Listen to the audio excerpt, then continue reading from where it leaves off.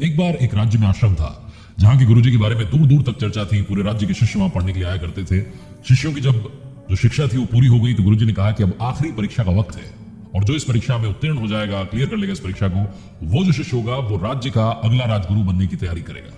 उसे राजगुरु की उपाधि से राजा साहब जो है सम्मानित करेंगे, लेकिन उसके लिए आप सबको एक परीक्षा उत्तीर्ण करनी होगी। एक परीक्षा होगी आप सबकी। बच्चों ने कहा कि ठीक है गुरुजी बताइए क्या परीक्षा रहने वाली।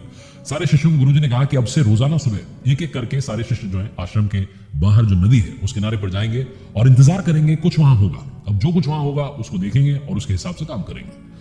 सारे शिष्यों ने सोचा कि क्या हो सकता है। इधर गुरुजी ने जो नदी थी उसके थोड़ी दूर पर एक बगीचा था सेब का, उसके माली से सांठगांठ कर ली और उससे कहा कि भाई रोजाना सुबह जब सूर्योदय हो तब तुम वहां से एक सेब गिरा देना, बहता हुआ सेब मेरे आश्रम की तरफ चला आएगा। शिष्यों को बताया गया कि सूर्योदय के वक्त आपने जाना है नदी के किनारे। सारे शिष्य जाने लगे, एक एक करके सबकी बारी आने लगी। पहला शिष्य पहुंचा, पहले दिन सूर्योदय हुआ, वो चमत्कार का इंतजार कर रहा था। नदी में बहता हुआ सेब आया, उसे समझ में नहीं आया कि क्या चमत्कार है इसमें। उसने सेब पर भी ध्यान नहीं दिया, वो चुपचाप वापस लौट आया। बाकियों ने पूछा भैया क्या हुआ सुबह, तो उसने बताया कैसे से हुआ। दूसरा शिष्य गया, उसे लगा कि जो सेब बह करके आ रहा है इसको खाना है। उसने चुपचाप सेब खा लिया बिना किसी को बताया।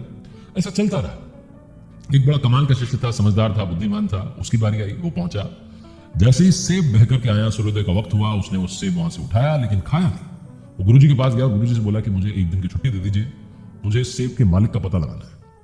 वो आश्रम से बाहर निकला, थोड़ा उसने छानबीन की तो उसे मालूम चला कि नदी किनारे सेब का बगीचा था। वो माली के पास पहुंचा, जाकर के बोला कि आपका जो सेब है ये वहां से बहते हुए चला आया है, ये मेरा नहीं है, मैंने कोई मेहनत नहीं की है, तुम इसको खा नहीं सकते, इसलिए आप इसे रख लीजिए, आपके काम का है। माली ने कहा कैसी बातें कर रहे हो, चुपचाप खा लेते, मजे करते, क्यों परेशान हो रहे हो। तो उसने कहा नहीं आप रख लीजिए, आपका सेब है। माली ने कहा नहीं ये बगीचा मेरा नहीं है, ये बगीचा इस राज्य के राजा का है, आपको अगर सेब देना है तो उनको जाकर के दो। ये जो शिष्य था ये राजधानी पहुंचा। महल में जाकर के बताया गया कि भाई एक लड़का आया हुआ है मिलने के लिए राजा साहब से। लड़का पहुंचा राजा साहब के पास में, उनको जाकर के सेब दिया। बोला कि बस ये सेब आपको देना था, आपका सेब, इसलिए आ गया हूं आश्रम से। राजा ने कहा कि तुम सिर्फ सेब देने के लिए वहां से यहां तक आ गए हो। तो शिष्य ने कहा कि सिर्फ सेब देने के लिए नहीं आया, मेरा जमीर नहीं खत्म हो जाए उसके लिए मैं यहां तक आया। मेरा जमीर खत्म नहीं होना चाहिए क्योंकि सेब मेरा नहीं है, मैंने कोई मेहनत नहीं की है, तो नदी में बहता हुआ मुझे मिल गया था, इसके मालिक का पता लगा रहा था। राजा बड़े खुश हुए और उस लड़के को अगला राजगुरु घोषित कर दिया। ये छोटी सी कहानी बताती है कि जिंदगी में ईमानदारी से किया हुआ काम कभी भी नष्ट नहीं होता। आपको सक्सेस मिलकर रहेगी अगर आप ईमानदारी से काम कर रहे हैं। इंतजार कीजिए, वक्त आपका आने वाला है कि जब इरादा कर लिया ऊंची उड़ान का तब देखना फिजूल है कद आसमान का। एक बार की बात है, एक आइलैंड पर एक किसान रहा करता था और उस किसान के सामने एक बहुत बड़ी समस्या ये थी कि उसके पास बड़े बड़े खेत थे लेकिन खेत में काम करने वाले मजदूर नहीं थे। जैसे ही मजदूर आता वैसे ही भाग करके चला जाता। इसलिए क्योंकि उस आइलैंड पर जोर जोर से हवा चला करती थी, आंधी चला करती थी, कभी भी तूफान आ जाता था, तो मजदूरों को लगता था कि जितना काम किया सब बर्बाद है। उस किसान को समझ नहीं आ रहा था कि कहां से एक ऐसा बंदा लेकर के आया जो खेत पर काम कर सके, मन लगा करके काम करे। एक दिन वो थकार करके अपने गांव से शहर की तरफ गया। वहां जाकर के अखबार में इश्तेहार दिया और इश्तेहार में लिखा कि मजदूर की जरूरत है, काम करने वाले की कर्मठ लड़का चाहिए। बड़े सारे लोग आए लेकिन जैसे वो सिचुएशन समझते कि यहाँ पर तो आंधी तूफान आता है, वो किसान को जयराम जी के घर के चले जाते। किसान को समझ नहीं आता कि क्या करें। एक दिन एक लड़का आया और उस लड़के ने कहा कि मैं आपके पास काम करने के लिए तैयार हूं। किसान ने उसको ऊपर से नीचे तक देखा तो एवरेज सा लड़का था, पतला दुबला सा। किसान ने कहा तुम काम नहीं कर पाओगे, बहुत मेहनत की जरूरत है मेरे खेत पर।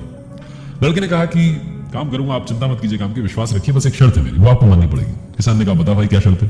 तो उस लड़के ने कहा कि जब हवा चलती है तब मैं सोता हूं, मुझे डिस्टर्ब मत करना। किसान ने कहा बड़ा कमाल का बंदा। बोले चलो ठीक है, मेरे पास कोई और ऑप्शन है नहीं, तुम्हें रख लेते हैं। किसान ने उस लड़के को मजदूरी पर रख लिया। वो लड़का अगले दिन से काम करने लगा, बड़ा मेहनती निकला, सुबह शाम मेहनत करता। किसान बड़ा खुश था, उसे लग रहा था कि लड़का सही काम कर रहा है। एक दिन देर शाम में, रात के लगभग 10 बज गई, जोर से हवा चलने लगी और किसान को अपने एक्सपीरियंस से लगा कि बॉस अब आंधी तूफान आने वाला है। वो दौड़ करके हाथ में लालटेन लिया, अंधेरे में दौड़ता हो गया, उस मजदूर की झोपड़ी की तरफ जाकर के दरवाजा खटखटाया और कहा कि भैया जल्दी उठो, तूफान आने वाला है, चल करके खेत की तरफ चलकर देखते हैं क्या हो रहा है। तो उस लड़के ने अंदर से आवाज दी, मैंने आपसे क्या कहा था मालिक, जब हवा चलती है तब मैं सोता हूं, मुझे डिस्टर्ब मत करना। किसान को बहुत जोर से गुस्सा आया, मन तो क्या कि गोली मार दो उस मजदूर को। समझ नहीं आ रहा था क्या करें। किसान वहां से सोचा कि बाद में लड़ लेंगे इससे। तो वो फटाफट से भागा, खेत की तरफ दौड़ता हो गया और वहां जाकर के देखता है कि सीन कुछ अलग है। फसल की गांठें अच्छी तरीके से बंधी हुई हैं, जो उसके गाय बैल थे उनको भी अच्छे से बांधा हुआ है, जो मुर्गियां थी वो दड़बे में थी, बाड़े का दरवाजा मजबूती से बांधा हुआ है, सब कुछ सही था। कितनी हवा आ जाए कुछ बिगड़ने वाला नहीं था। तब किसान को याद आई उस लड़के की बात, वो शर्त जो उस लड़के ने रखी थी कि जब हवा चलती है तब मैं सोता हूं, मुझे डिस्टर्ब मत करना। ये छोटी सी कहानी हमें बताती है कि जिंदगी में, हर किसी की जिंदगी में, मेरी जिंदगी में, आपकी जिंदगी में, हर किसी की जिंदगी में तूफान आना निश्चित है। आज नहीं आएगा तो कल आएगा, कल नहीं आएगा तो आने वाले कल आएगा। लेकिन क्या आप उससे निपटने के लिए तैयार हैं? क्या आप ये कह सकते हैं कि जब हवा चलती है तब मैं सोता हूं? क्या आपने पूरी तैयारी की है? हर महीने सेविंग्स करते हैं, उनके पास जब पैसे की जरूरत होती है तो किसी से मांगने की जरूरत नहीं पड़ती। जो रोजाना तैयारी करते हैं उन्हें परीक्षा की एक रात पहले जगने की जरूरत नहीं पड़ती। जो रोजाना तैयारी करते हैं उन्हें ग्रेजुएशन कंप्लीट करते ही नौकरी मिल जाती है। जिंदगी में इस लायक बनिए कि आप कह सकें जब हवा चलती है तब मैं सोता हूं। इस दुनिया में शब्दों की ताकत बहुत बड़ी है। हम कई बार कई लोगों को कुछ ऐसी बात कह देते हैं कि वो अंदर तक टूट जाते हैं, और हम कई बार कई लोगों को कुछ ऐसी बात कह देते हैं कि वो माउंट एवरेस्ट चढ़ जाते हैं। आज आपको थॉमस एडिसन के बचपन की एक घटना सुनाऊंगा। थॉमस एडिसन जब स्कूल में पढ़ाई किया करते थे, छोटे बच्चे थे, एक दिन स्कूल से घर लौट करके आए और अपनी माँ के पास गए, उन्हें एक लेटर दिया और कहा कि माँ, ये जो पेपर है ये मेरी टीचर ने आपको देने के लिए कहा है। माँ ने वो पेपर खोला और पढ़ने लगी तो उनकी आंखें नम हो गई। उन्होंने थॉमस एडिसन को गले लगा लिया। थॉमस ने पूछा कि माँ इसमें लिखा क्या है? तो माँ फिर उस लेटर को दोबारा से खोल करके जोर जोर से पढ़ने लगी और कहने लगी कि इसमें लिखा है कि थॉमस एडिसन एक जीनियस है, बहुत ही कमाल का बच्चा है, सुपर इंटेलिजेंट है, और इस बच्चे को हम अपने स्कूल में नहीं पढ़ा सकते क्योंकि हमारे यहाँ पर इतने अच्छे टीचर्स नहीं है। इसलिए हम एडवाइस देते हैं कि आप इस बच्चे को घर पर पढ़ाइए। उस दिन के बाद से थॉमस एडिसन की माँ ने उन्हें घर में पढ़ाया। इन्होंने भी मन लगा करके पढ़ाई की, लगन से पढ़ाई की, और एक वक्त ऐसा आया कि थॉमस एडिसन अमेरिका के सबसे बड़े इन्वेंटर बन गए। इनफैक्ट दुनिया के सबसे बड़े इन्वेंटर बन गए। 1093 पेटेंट्स उनके नाम थे। बल्ब का इन्वेंशन किया, वोट रिकॉर्ड करने की मशीन का इन्वेंशन किया, इलेक्ट्रिक कार की जो बैटरी है उसका इन्वेंशन किया, मोशन पिक्चर्स का इन्वेंशन किया, बहुत सारे इन्वेंशंस किए थॉमस एडिसन ने। बड़े बिजनेसमैन बन गए। इस सब के बीच में उनकी माँ का स्वर्गवास हो गया, उनकी माँ की डेथ हो गई। एक दिन वो घर की साफ सफाई कर रहे थे तो उन्हें वो पेपर जो बचपन में उनके टीचर ने उनकी माँ को देने के लिए दिया था, वो फोल्ड किया हुआ पेपर मिला और उन्होंने उस पेपर को खोला। उस पेपर में लिखा था, आपका बच्चा मेंटली वीक है, मानसिक रूप से कमजोर है, हम इसे स्कूल में नहीं पढ़ा सकते, आप इसे घर पर ही रखें। और उस दिन थॉमस एडिसन की आंखों में आंसू आ गए और उन्हें लगा कि उनकी माँ ने कितना बड़ा काम किया। अगर उनकी माँ जो पेपर में लिखा था वही पढ़ देती तो शायद थॉमस एडिसन नहीं बन पाते, शायद इतने सारे इन्वेंशंस इस दुनिया में नहीं हो पाते। हम कई बार कई लोगों को ऐसे शब्द कह देते हैं जिससे वो अंदर तक टूट जाते हैं।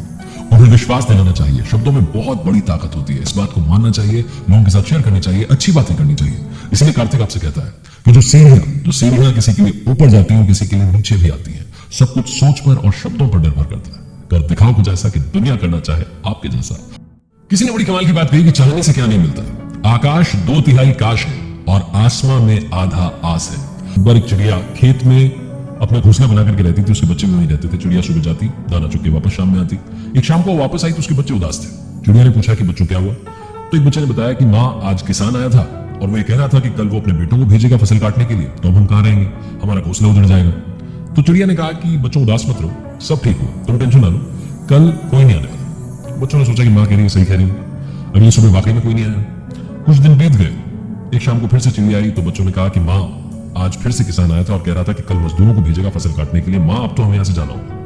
चिड़िया ने कहा, बच्चों जाने की जरूरत नहीं है, कोई नहीं आने वाला, तुम निश्चिंत रहो। अगली सुबह फिर से दिन होगा और कोई नहीं आया। वही बात जो माँ ने कही थी सच हुई। कुछ दिन बीत गए, फिर से चिड़िया पहुंची। बच्चे उदास थे। बच्चों ने बताया कि माँ, आज किसान आया था और आज कह रहा था कि कल वो खुद आएगा फसल काटने के लिए। तो चिड़िया ने कहा कि बस अब यहां से उड़ने का वक्त आ गया। चिड़िया उन बच्चों को लेकर के गई। उसने पहले से घोंसला बना लिया था दूसरी जगह पर, वहां जाकर के बच्चे रहने लगे। अगली सुबह वाकई में किसान आया और उन बच्चों ने देखा कि फसल काट दी गई है। तो उन्होंने अपनी माँ से शाम में पूछा कि माँ, आपने बताया बिल्कुल सच रहा, जो आपने कहा नहीं आया, जो आपने कहा आ गया, ऐसा कैसे आपको मालूम चला कि किसान आने वाला है? तो चिड़िया ने कहा कि मुझे बात सिर्फ इस बात से मालूम चली कि किसान ने कहा कि वो खुद आएगा। इस दुनिया में जब तक आप दूसरों के भरोसे रहेंगे आपका कुछ नहीं होने। जिस दिन आप खुद के भरोसे रहेंगे उस दिन आप अपनी दुनिया बदल देंगे। कि अगर आप गलतियों से सीखते हैं तो गलतियां आपके लिए सीढ़ी हैं, अगर आप गलतियों से नहीं सीखते हैं तो गलतियां आपके लिए समंदर है। अब डिसाइड आपको करना है कि आपको चढ़ना है या डूबना है। जो एक बड़ा सा हॉस्पिटल चलाते थे, एक दिन उनके अस्पताल में एक भयानक एक्सीडेंट का केस आया। जिस व्यक्ति को हॉस्पिटलाइज किया गया था, डॉक्टर साहब ने उसे देखते ही अपने स्टाफ से कह दिया कि इसका पूरा ख्याल रखना है, इसकी पूरी केयर करनी है, इसको कहीं से भी किसी भी तरीके की दिक्कत नहीं आनी चाहिए और इससे 1 रुपया नहीं लिया जाएगा। अगर आपको लगता है कि दूसरे हॉस्पिटल से डॉक्टर बुलाना, बुलाओ, एक्सपर्ट बुलाओ, लेकिन इसकी जान बचाओ। हॉस्पिटल के स्टाफ ने जी जान से उसकी सेवा की। 15 दिन के अंदर वो व्यक्ति व्हील चेयर पर आ गया। वो ठीक था, पहले से बहुत उसकी हालत में सुधार था। डॉक्टर्स उससे कह रहे थे कि आप कुछ दिनों में चलने भी लगेंगे, थोड़ा सा आपको अपना ख्याल रखना होगा। उसको व्हील चेयर पर जब ले जाया जा रहा था बाहर, तो वो चाहता था कि उसका बिल जो है वो पे करे, लेकिन स्टाफ कह रहा था कि आपका बिल पेमेंट करने की जरूरत नहीं है, डॉक्टर साहब ने मना किया। उस पेशेंट ने कहा कि मुझे एक बार डॉक्टर साहब से मिलना है। डॉक्टर साहब को बताया गया कि वो पेशेंट जो है आईसीयू से बाहर आ गया, व्हील चेयर पर है, उसकी हालत में सुधार है। डॉक्टर ने कहा तुरंत उसे मेरे पास लेकर के आओ और अपने अकाउंटेंट को बुलाओ। अकाउंटेंट को बुलाया गया। वो जो पेशेंट था उसे व्हील चेयर पर डॉक्टर के चैम्बर में लाया गया। डॉक्टर साहब ने उसकी शक्ल देखते ही कहा कि भाई पहचाना? उस व्यक्ति ने कहा नहीं। डॉक्टर साहब ने कहा आप तो भूल गए। मैं नहीं भूला। आज से 3 साल पहले एक परिवार संडे की शाम में, संडे बिताने के बाद वापस अपने घर की तरफ आ रहा था। हम जंगल में गए थे घूमने के लिए। जब वापस आ रहे थे तो सनसेट होने को आया था और हमारी कार खराब हो गई थी। उसमें से धुआं ही धुआं निकलने लगा था। इंजन में दिक्कत थी। हम सड़क किनारे परेशान थे। वहां ना नेटवर्क था, ना हम किसी कांटेक्ट कर पा रहे थे, ना कोई रुक रहा था। तब एक लड़का जिसके कपड़े गंदे से थे वो बाइक से निकला। हमने आवाज लगाई, रुक जाओ भैया। वो लड़का रुक गया। वो आप ही थे। आपने हमारी मदद की। आपने कहा कार का बोनेट खोलिए। 10 मिनट के अंदर आपने कार चालू कर दी और कहा कि हमारे मेरे पीछे पीछे आ जाओ, मेरा गैराज आ गया, मैं आपकी गाड़ी और अच्छे से ठीक कर दूंगा, कभी कोई दिक्कत नहीं आएगी। मैंने आपको उस दिन पैसे देने चाहे क्योंकि मेरी बीवी, मेरे बच्चे, हम सब वहां जंगल में अकेले थे। कुछ भी हो सकता था। आपकी जो पेमेंट थी आपको देना चाहता था, लेकिन आपने मना कर दिया। आपने जो कहा था वो मुझे आज भी याद है। आपने कहा कि मेरा एक रूल है, जब भी कोई मुसीबत में होता है मैं उससे पैसे नहीं लेता हूं। इस पैसे का हिसाब ऊपर वाला रखता है। और वही रूल मैंने बना लिया। उस दिन आपने मुझसे पैसे नहीं लिए। शायद आज आप हॉस्पिटल में आए, आप एडमिट हुए, ऊपर वाले ने शायद मुझे जरिया बनाया उस पैसे का हिसाब करने का। और मैंने उस दिन आपको अपना नाम, अपना कार्ड कुछ भी नहीं बताया ना, मैंने अपना कार्ड दिया था क्योंकि मैं अपनी पहचान नहीं बताना चाहता था। मैं चाहता था कि शायद ऊपर वाला इस पैसे का हिसाब कर दे। वाकई में वो ऊपर वाला अच्छे बुरे, भले बुरे सबका हिसाब करता है।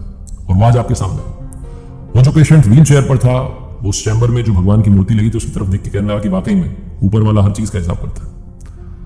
डॉक्टर साहब कहने लगे कि कभी भी कोई भी तकलीफ हो आप हमारे हॉस्पिटल में आ जाइएगा, चिंता मत कीजिएगा, और आप ऐसे ही मदद करते चलिएगा, बस इतना साफ से कहना है। ये छोटी सी कहानी लाइफ में यही सिखाती है कि अच्छे काम करते चलिए। आज नहीं तो कल, कल नहीं तो परसों आपको आपके कर्म का फल जरूर मिलेगा। वो रिजल्ट आपको जरूर मिलेगा। क्योंकि कर्मा नाम का जो रेस्टोरेंट होता है ना, वहां पर वही मिलता है जो आपने पहले से ऑर्डर किया होता है अपनी लाइफ में। जो आप डिजर्व करते हैं वही आपको तैयार डिश मिलती है। एक ऐसी महिला की कहानी जो अपने जीवन में संघर्ष के दौर से गुजर रही थी, बड़ी समस्या का सामना कर रही थी, लेकिन अपने चेहरे पर मुस्कान बनाए रखती थी, लोगों की मदद करने का भाव रखती थी।